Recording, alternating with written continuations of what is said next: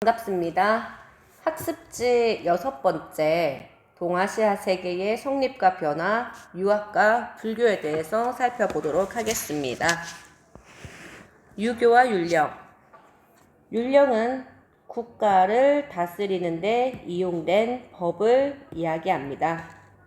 자, 유교. 한대의 국가의 통치 이념으로 부상을 하였다. 유교의 천명사상은요, 황제의 통치를 정당화하고 충성을 강조한 유교 윤리가 제국 운영에 도움되었기 때문입니다. 관료 선발. 유교 경전을 공부한 이들을 선발하였다. 유교와 율령의 결합. 한대의 율령은 법가적 원리와 유가적 원리. 요 두 가지가 이 한대의 율령의 기둥이다 라고 보시면 될 것 같습니다. 율령의 정비. 자, 율령의 정비 방향. 진나라, 한나라 시기에는 형벌 위주의 법률. 그런데 이것이 행정법률로 증가를 하게 되죠. 진나라, 흉노족에 의해서 멸망한 그 서진이죠. 그 서진의 진나라인데 이 진나라 시기에는 형벌 위주와 행정법률로 구분이 되어진다. 율령의 체계화, 사회 변화에 따른 법 조항이 증가함에 따라 법 조항의 체계화가 지속이 되고 수나라와 당나라대에 가면 완성하게 됩니다. 수나라와 당나라의 통치제도, 통치 조직, 중앙은 삼성 육부제. 자, 그리고 지방은 주현제로 다스린다. 균전제는 3년마다 호적을 작성하고 이를 근거로 농민에게 일정 면적의 토지를 허용합니다. 국가가 백성에게 균전, 땅을 균등하게 토지를 나눠준다. 그리고 백성은 국가에 조용조를 납부하죠. 조, 전세, 용, 부역, 조, 공납. 다음, 부병제. 성인 남성의 군역 의무를 이야기합니다. 그래서 조용조를 국가에 바치고 부역의 의무를 한다라는 것을 기억하시면 되겠습니다. 다음, 관리 선발 및 교육, 과거제, 유교적 소양을 갖춘 관료 선발. 이것은 귀족 세력을 견제하고 황제권을 강화하기 위한 목적입니다. 교육기관으로는 국자감이 있고요. 지방에 공자를 모시는 문묘를 설립하여 유교 이념을 널리 보급하였습니다. 유교와 율령의 동아시아 전파. 동아시아 각국의 수용. 각 국가마다 특징이 있는데요. 신라, 불품제를 바탕으로 관이나 관직 고유성을 유지하였으며 과거제 대신 독서 삼품가를 실시하였다. 발해는 중앙관제로 삼성육부제를 시행했는데 당나라의 삼성육부제를 그대로 가지고 온 것이 아니라 명칭과 운영 방식이 달랐다는 점, 그리고 주자감을 설치하였다는 점이 특징입니다. 다음, 일본은 다이호 율령을 반포하였다. 이관 팔성제이다. 중앙행정조직에서 제사를 관장하는 신기관이 있다라는 점, 그리고 현지의 지방 호족이 임명되었다는 점이 특징이라고 할 수 있겠습니다. 자, 그럼 확인학습 살펴보도록 할게요. 한해의 율령은 법가적 원리와 유가적 원리가 결합되었다. 발해는 당의 통치 제도를 수용하여 이관팔성제. 여러분, 이관팔성제는 일본이었죠. 당나라는 삼성 육부제였다. X. 신라는 당의 율령과 흡사한 다이오 율령을 반포하였다. 뭔 솔? X. 신라는 골품제를 바탕으로 하였고 독서 삼품과를 실시하였다고 했었죠. 일본은 중앙행정조직에서 제사를 관장하는 신기관을 중요시하였다. 당에서는 토지제도로 균전제를 실시하여 농민에게 일정한 토지를 보유할 수 있도록 허용하였다. 당은 유학 교육을 위한 행정기관으로 국자감을 두었다. 신라에서는 국학의 학생들을 경전의 이해 정도에 따라 3등급으로 나누어 관리로 임명하는 독서 삼품과를 실시하였습니다.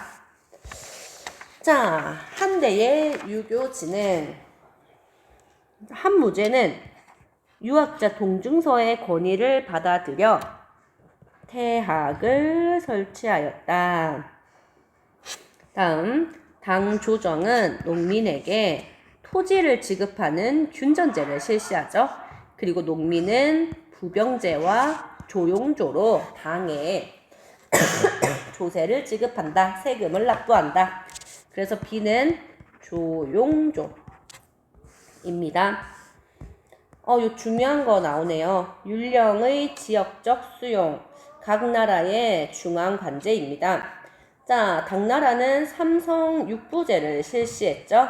자, 그리고 이 발해가 삼성육부제를 받아들였지만 당나라하고 명칭이 다르고요.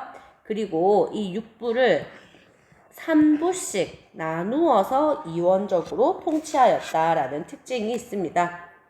자, 수당은 중앙에 중서성, 문화성, 상서성, 삼성을 두었고 황제의 통치를 보좌하도록 하였으며 상서성 밑에 육부를 두어 행정 업무를 담당하게 하였다. 자, 일본 같은 경우에는 두 개의 관이 있죠. 이관, 그리고 성이 있습니다. 팔성이죠. 이관, 팔성제. 일본의 다이오 율령에 규정된 중앙관제는 제사를 담당하는 신기관과 행정을 담당하는 태정관 아래 팔성이 직무를 분담하는 이관 팔성제였다. 다음요, 주제 2번입니다. 불교의 전파입니다. 자, 불교의 성립, 기원전 6세기경 인도에서 성립하였다. 그런데 대승불교는 기원전 1세기경 부처와 보살의 자비로 중생이 구제된다라는 것을 강조하였죠. 대승불교는 중앙아시아를 거쳐서 요 화북지방으로 전래가 됩니다. 그리고 5호 16국 시대와 남북조 시대에 성행을 하게 되고요. 강남 지역은 육로뿐만 아니라 해로를 통해서 전래가 되었다. 한반도는 삼국이 국가체제 정비 과정에서 왕권 강화를 위해서 수용하였는데 고구려는 전진으로부터, 백제는 동진으로부터, 신라는 누구로부터? 그렇죠. 고구려로부터 전래가 되어진다. 자, 다음 불교의 토착화, 왕즉불, 왕이 곧 부처다라는 논리인데요. 왕권 강화와 사회 안정을 도모가 되었습니다. 다음, 왕실과 국가는 거대 사찰과 불상을 건립하고 국가 차원의 대장경을 간행하였으며 승려와 교단을 통제하였습니다. 이 시기의 승려는 종교를 주관하고 왕의 자문을 담당하고 외침 시에는 승변을 조직하였다. 전통 사상이나 고유 신앙과 결합을 합니다. 자, 유교와 결합을 하여서 당대의 효를 강조한 부모 은중경이 편찬되었다. 토착신앙과 결합을 하여서 고려의 팔간회, 조선 사찰의 산신각과 칠성각 등에 영향을 끼쳤죠. 그리고 일본에서 신토와 결합을 하였다. 이렇게 불교가 유교, 토착신앙, 신토 등과 결합을 하게 되면서 지금의 불교로 이어지게 되었다. 확인학습. 대승불교는 기원 전후 동남아시아를 거쳐 화북지역으로 퍼져나갔다. X죠. 동남아시아가 아니라 중앙아시아죠. 5호 16국 시대 유목 민족 국가들은 불교를 적극적으로 후원하였다. O. 당대에 편찬된 부모 은중경은 불교와 토착신앙이 결합된 것이다. 토착신앙이 아니라 유교죠. 다음, 일본에서는 불교 전래 후 불교와 토착신앙인 신토가 결합하여 신불, 스합 사상으로 발전하였다. 오. 기원전 1세기경 부처와 보살의 자비로 중생이 구제될 수 있다고 주장하는 무슨 불교? 대승불교입니다. 여러분, 대는 큰 대자 맞습니다. 승은 수레 승자예요. 그래서 큰 수레에 중생들을 싣고 극락으로 간다. 그것이 바로 대승불교입니다. 자, 나무아미타불 원효죠. 원효는요, 이 나무아미타불을 외우면 죽어서 극락정토에서 다시 태어날 수 있다라는 아미타 신앙을 보급하여 불교의 대중화에 공헌하였습니다. 일본 열도에서는 6세기 무렵 백제로부터 불교가 전해졌다. 다음, 고려에서는 산천이나 용을 섬기는 토속신앙과 불교를 결합한 팔관회가 개최되었습니다. 자, 지도를 보시면 이 인도에서부터 대승불교와 상자부 불교가 전파되었다는 내용이 나오는데요. 프린트가 흑백이기 때문에 여러분들 자세히 보이지는 않습니다만 내용을 보시면 이 A 대승불교가 간다라를 거쳐서 사막길을 따라서 북중국에 유입이 되고 다시 이것이 한반도의 삼국과 일본 열도로 전파되었다라는 점을 기억하시면 좋을 것 같습니다. 자, 다음 동아시아 불교의 특징입니다. 윈강 석굴 대불인데요. 가는 윈강 석굴의 대불은 부귀의 문성제 때 황제의 얼굴을 본떠 만든 불상으로 높이가 14m입니다. 이를 통해 황제의 권위를 가시하고 통치의 정당성을 확보하기 위해 국가 불교로서의 성격을 가지고 있음을 알 수 있습니다.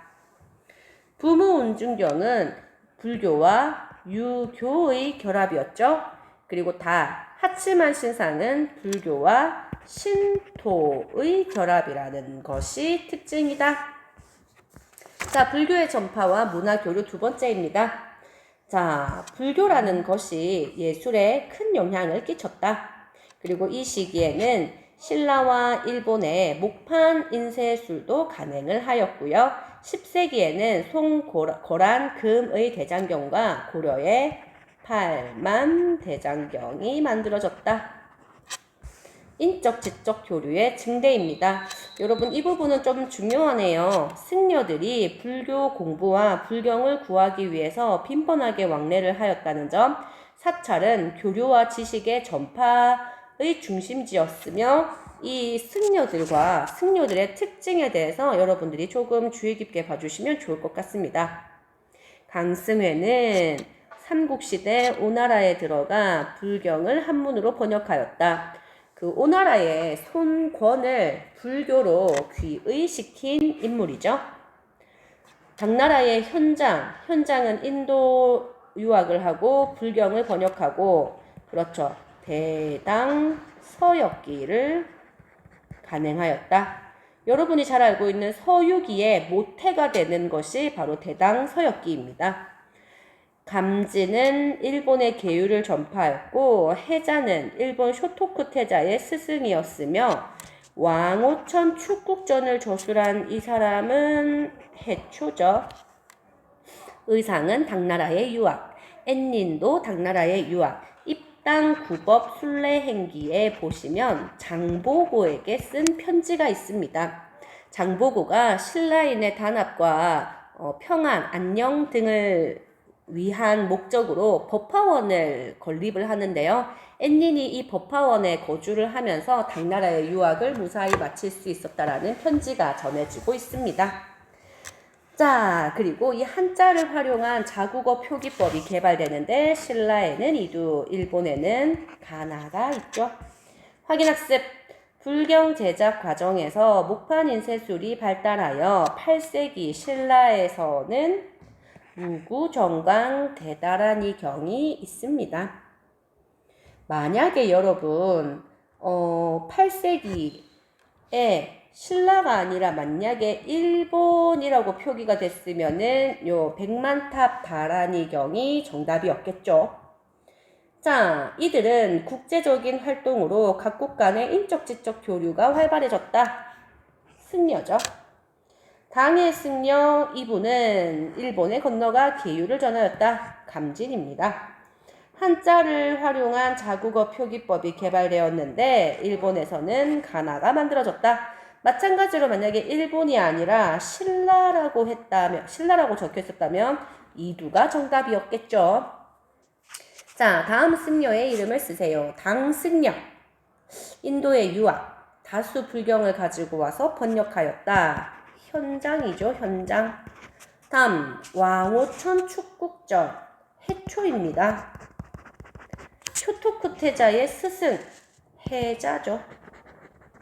다음, 오에 들어가 불경을 번역하였다. 강승회입니다. 넘어가도록 할게요.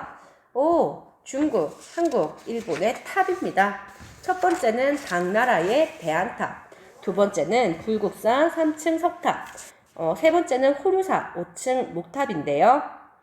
자, 중국의 탑은 주변에 전파가 되었고 고유한 양식으로 발전을 했는데 황토가 많은 중국은 벽돌탑, 화강암이 많은 한국은 돌탑, 나무가 많은 일본은 나무탑이 많이 만들어졌다. 해초의 순례길입니다. 해초는 신라의 승려로 당으로 건너가 광저우에서 남인도 출신의 승려 금강지의 권유로 바닷길로 인도에 갔다가 중앙아시아를 거쳐서 727년 당에 돌아왔다. 중국 둔화 막고글에서 발견된 왕오천 축국절은 그가 8세기 인도와 중앙아시아 지역의 풍습, 불교에 대해서 쓴 역사적인 기록이다. 자, 성리학의 성립과 확산입니다. 유학에서 성리학으로 성리학의 성립입니다. 송대 유학의 불교와 도교의 형이상학적 논리체계를 수용하고요. 이론적 탐구와 수양을 강조하면서 성립이 됩니다. 송대 성리학, 정의가 인간의 본성인 성이 곧 우주의 원리다라고 인식을 하는데요. 1번 주의. 이 주의가 성리학을 집대성합니다. 실천적인 수행을 통해 본성 회복을 주장하고 수행 방법으로 거경국리와 경물치지를 제시하였습니다. 그리고 이 사서에 코멘트를 달아서 사서 집주를 저술하게 되고요. 소학을 편찬합니다. 성리학의 보급, 서원과 향약, 성현의 제사와 후학 양성을 위한 교육기관, 그렇죠. 서원이죠. 서원. 이곳은 사대부 결집의 중심지다. 향약은 향촌의 자치 규약, 상부상조 정신과 유교윤리를 결합하고 향약의 보급으로 성리학적 규범이 서민에게까지 확산이 됩니다. 명대의 성리학은 과거 시험의 기준이 되고요. 문헌으로는 성리대전 등이 편찬이 됩니다. 그러나 이 명나라 시기가 되면은 성리학이 과거 시험 합격을 위한 학문으로 변질이 되기 때문에 양명학이 성립된다. 그래서 왕수인이 마음이 곧 만물의 원리, 심증리를 주장을 하고 인간 평등 주장과 실천을 강조합니다. 자, 조선과 일본, 고려, 조선, 일본의 성리학입니다. 고려는 13세기 말 원으로부터 성리학이 전해지고 신진사대부들에 의해서 확산이 됩니다. 이를 통하여서 불교 사원 및 그와 결탁한 권문세족의 횡포를 비판해요. 조선은 성리학이 국가 이념이 됩니다. 그리고 조선 중엽의 철학 논의가 이루어지는데 타당과 칠정은 구별되는가, 사람과 동물의 본성은 같은가 등 성리학에 대한 이해 수준이 깊어지게 되죠. 그리고 16세기 이후 사림의 성장으로 서원이 성립이 되고 향약이 보급됩니다. 일본의 성리학은 가마쿠라 시대 후기의 전례가 되고 주로 승려들 사이에서 연구가 이루어져요. 자, 4번 후지와라 세이카. 정유재란 때 끌고 온 강항과 교류를 하면서 성리학 연구가 활발해지게 되며 사서오경 외훈을 편찬하게 됩니다. 그런데 이 일본의 성리학은요, 신분을 세습하는 무사들이 지배층을 형성하였기 때문에 과거제가 시행이 되지 않았어요. 그리고 불교와 신토의 영향이 강했기 때문에 성리학은 사회 전반에 뿌리내리지 못했습니다. 자, 내용이 옳으면 동그라미, 틀리면 X입니다. 성리학은 불교와 도교의 형이상학적 논리를 비판하였다? No, no. 이런 형이상학적 논리를 받아들였죠. 수용을 했죠. 그리고 더욱 성리학을 이루는 데에 도움을 받았다고 할 수 있겠습니다. 다음, 주희는 본성 회복을 위한 수행 방법으로 거경궁리와 경물치지를 제시하였다. 오! 성리학이 과거 시험을 위한 학문으로 변질되자 실천을 강조하는 고증학이 등장하였다. 고증학은 청나라 시기에 가야 되는 거고요. 고증학이 아니라 양명학이죠. 3번 X. 다음요. 주희가 조술한 사서집주입니다. 사서에 코멘트를 주석을 달았다 이 말이죠. 사서집주. 다음 향촌 사이의 규약, 향약입니다. 후지와라 세이카가 정유재한테 끌고 온 이 사람은 강항이죠. 강항. 다음, 자, 사서는 대학, 논어, 맹자, 중용을 말합니다. 주희는 이 사서에 성리학의 핵심을 이루는 내용이 담겨 있다고 보고 여기에 주석을 달아서 사서집주를 저술하죠. 양명학, 왕수인은 마음이 곧 만물의 원리이고 인간은 그 본질이 평등함으로 태어났을 때부터 착한 마음을 수양하는 것으로 충분하다고 주장합니다. 다음, 향약의 내용과 기능. 향약의 4대 덕목은 덕업상권, 좋은 일은 서로 권함, 과실상규, 과실은 서로 꾸짖음, 예속상교, 예의와 풍속을 나눔, 환난상휴, 재난과 어려움을 서로 도움. 여러분 아마 중학교 때 이 향약의 이 4가지 덕목에 대해서는 아마 열심히 외웠을 거라고 생각이 됩니다. 자, 이 향약은 중종 때 조광조에 의해서 처음 실시됩니다. 이후 향약은 상민층에까지 유교윤리를 확산시켰으며 서민이죠. 서민과 이 상민층까지 확산이 되고요. 향촌 사회의 질서 유지와 치안을 담당하는 등 향촌 자치의 기능을 발휘합니다. 자, 다음 소수서원은 성리학을 도입한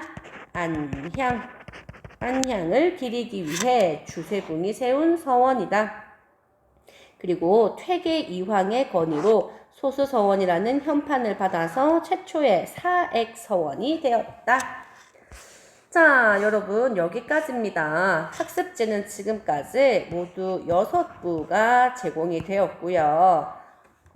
조만간 이 학습지로 수행평가 진행할 예정이니 혹시 이 학습지를 다 채우지 않았다면 선생님이 올려준 내용들을 통하여서 모두 채울 수 있게 하시면 좋을 것 같고요. 다음 주에 있을 1차 고사에 선생님이 수업했던 내용들이 녹아져 있으니 여러분들 참고해서 열심히 공부하시기 바랍니다. 좋은 결과 있기를 기대할게요. 오늘도 수고 많이 했습니다.